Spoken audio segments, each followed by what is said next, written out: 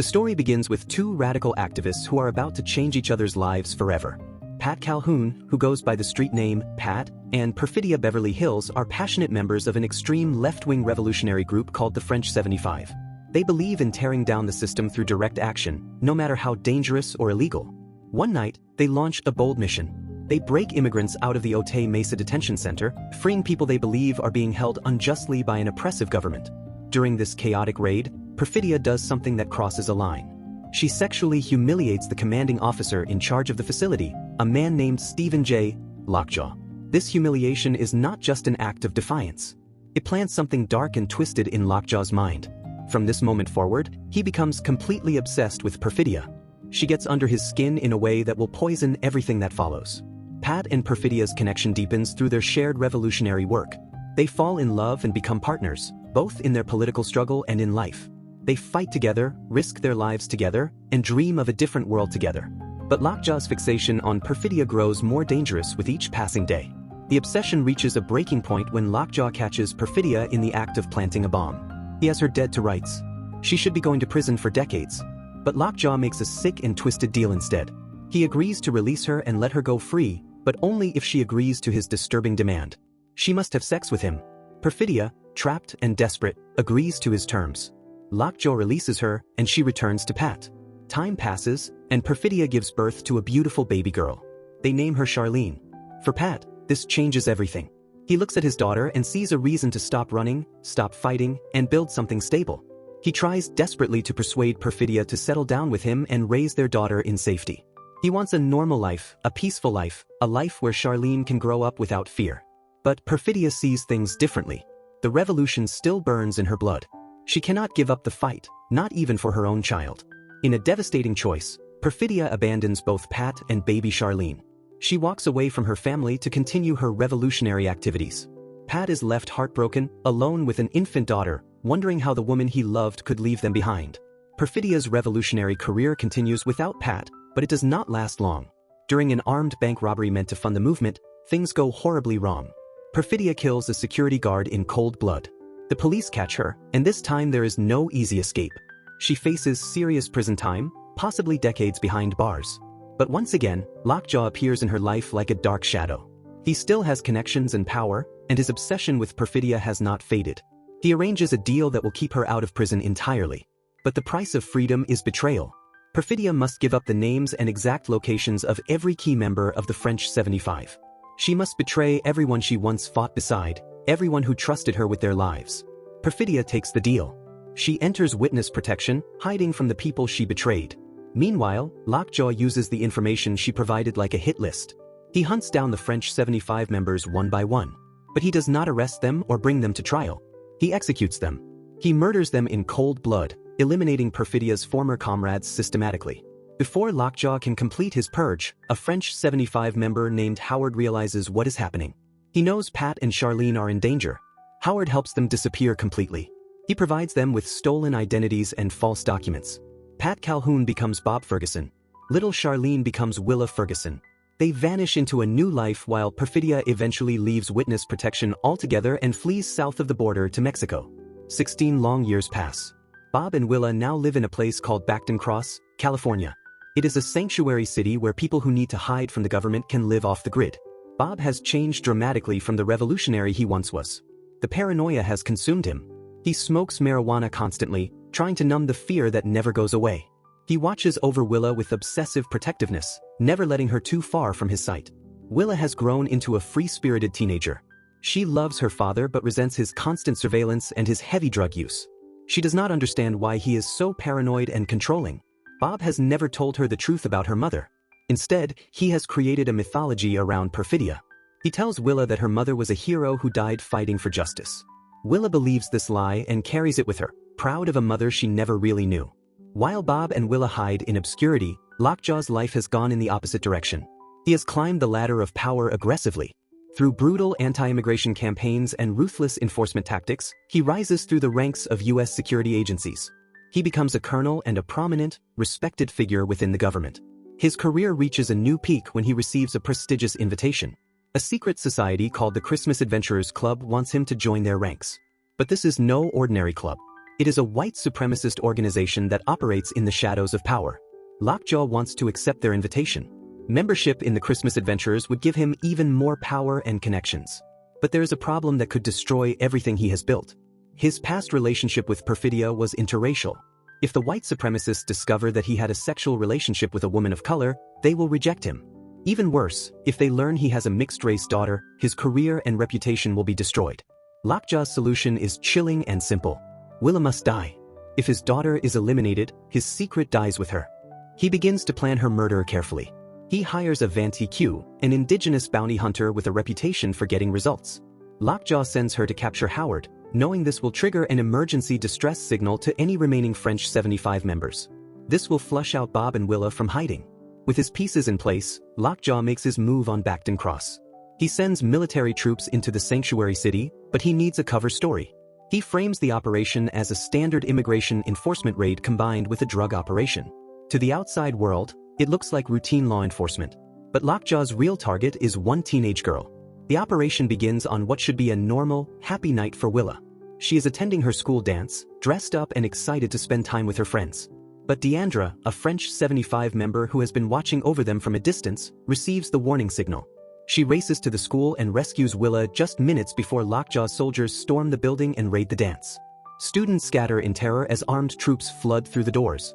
At the exact same time, Bob sits at home, probably smoking and trying to calm his constant anxiety. His phone rings. It is a warning from the French 75 network. Lockjaw is coming for them. Bob barely has time to process this information before he hears the sounds of vehicles and boots outside. Lockjaw's men surround his house and prepare to breach the doors. Bob runs to a hidden escape route he prepared years ago for exactly this situation. He escapes through a secret tunnel that leads away from his house. He emerges blocks away, breathing hard and trying to think clearly through the panic and the fog of marijuana in his system. He finds a payphone and tries to call the resistance network for help. But when the contact answers, Bob's mind goes blank. He cannot remember the greeting code. Years of paranoia and drug use have damaged his memory. Without the code, the resistance member cannot trust him and hangs up. Bob stands at the payphone, desperate and alone. That is when Sergio St. Carlos appears. Sergio is Willa's karate teacher and a respected leader in the Bacton Cross community. But he is more than just a teacher. Sergio runs an underground railroad for immigrants, helping them escape through hidden passages and safe houses. He recognizes Bob's panic and helps him without hesitation. Sergio leads Bob to safety while simultaneously evacuating immigrants who are in danger from Lockjaw's raid. They flee across the rooftops of Bacton Cross with a group of Sergio's students, jumping from building to building in the darkness. But Bob is not young anymore. His body is not in the same shape it was during his revolutionary days. He miscalculates a jump and falls hard. Before he can get up, Lockjaw's soldiers surround him.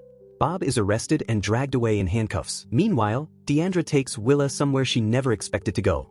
She brings the frightened teenager to a convent hidden in the hills. But these are not ordinary nuns.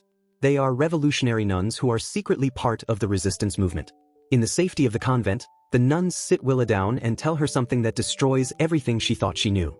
They tell her the truth about her mother. Perfidia was not a hero. She was a traitor. She betrayed the cause and got her comrades killed. Everything Bob told Willa about her mother was a lie meant to protect her. Willa's entire identity shifts in this moment. The mother she idolized was actually responsible for the deaths of people who fought for justice.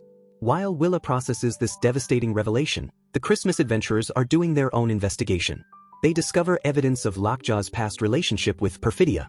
They find proof that he had a sexual relationship with a woman of color. The white supremacist society cannot tolerate this. They send one of their members, a man named Tim Smith, with clear orders. Tim must kill both Lockjaw and his mixed-race daughter Willa. But Lockjaw is already moving on his own plan. His intelligence network locates Willa at the convent. He mobilizes his forces and storms the building. The revolutionary nuns try to resist, but they are outgunned. Deandra fights bravely but is arrested and taken away. Lockjaw now has Willa in his custody. What happens next is one of the strangest and most disturbing moments of the entire story. Lockjaw takes Willa hostage but does not immediately kill her. Instead, he pulls out a DNA testing kit right there in front of her. He swabs both their mouths and runs the test while Willa watches in confusion and horror. The results come back quickly. They confirm what Lockjaw suspected all along. Willa is his biological daughter. She is the result of his forced sexual encounter with Perfidia 16 years ago. Back in custody, Bob gets unexpected help. Sergio has not abandoned him. Using his network of contacts and his knowledge of the city, Sergio arranges Bob's escape from the police. He picks Bob up in a car and races toward the convent where Willa is being held. But police spot them and begin pursuit. Cars chase them through the streets with sirens blaring. Sergio makes a quick decision. To save Bob, he throws him out of the moving car. Bob tumbles onto the pavement, bruised but alive, while Sergio leads the police away. Bob gets up, steals another car, and drives frantically toward the convent. When he arrives, he sees Lockjaw with Willa. Bob grabs Sergio's rifle from the car and takes aim. His hands shake as he tries to line up the shot. He fires, but the bullet misses. Lockjaw and Willa disappear before Bob can shoot again. Lockjaw's plan has changed. He now knows Willa is his daughter, but this does not make him want to protect her. She is still a threat to his career and his ambitions. He orders Avanti Q to kill the girl and be done with it. But when Avanti learns that his target is just a 16-year-old girl, something inside him refuses. He has killed many people in his career as a bounty hunter, but he will not murder a child. Lockjaw adapts quickly. If Avanti will not kill Willa, then someone else will. He orders Avanti to deliver Willa to a far-right militia group. These violent extremists will have no problem killing a mixed-race teenage girl. Avanti reluctantly agrees to the delivery. But while Lockjaw plots, Tim Smith is closing in on him. Tim tracks Lockjaw down and confronts him. Before Lockjaw can react, Tim raises his gun and shoots Lockjaw directly in the face. The bullet destroys Lockjaw's features in a spray of blood. His car crashes violently off the road. The wreckage burns and smokes. Everyone who sees it assumes Lockjaw is dead. No one could survive that. Bob arrives at the crash site while desperately searching for any sign of Willa. He sees the destroyed car and the blood, but he does not find his daughter. He does not know if Lockjaw is dead or alive. All he knows is that Willa is still out there somewhere, in terrible danger. Avanti drives Willa to the militia compound in the desert.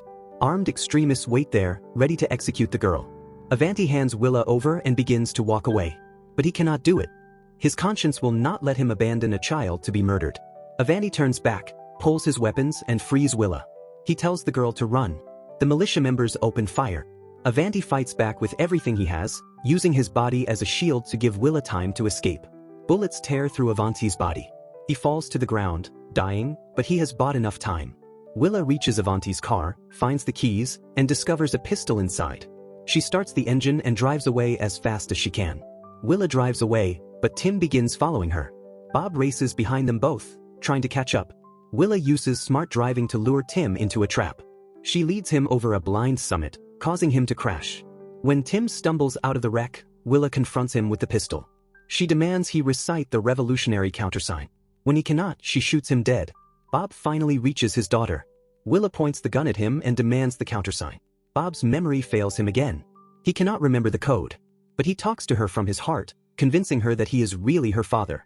Willa lowers the gun. Father and daughter embrace tearfully and drive away together. But the story has one more twist. Lockjaw survived the gunshot and crash. His face is horribly scarred, but he is alive. The Christmas adventurers appear to welcome him into their secret society. However, this is a trap. They gas him and cremate him, eliminating the problem he represents. Back home, Bob and Willa try to rebuild their lives. Bob gives Willa a letter from Perfidia. In it, her mother apologizes for everything she did and promises to reunite with her family soon. The movie ends with Bob giving Willa his blessing as she leaves home to attend a protest in Oakland. Despite everything, Willa chooses to follow her own path toward activism, carrying forward a complicated legacy of revolution, betrayal, and survival.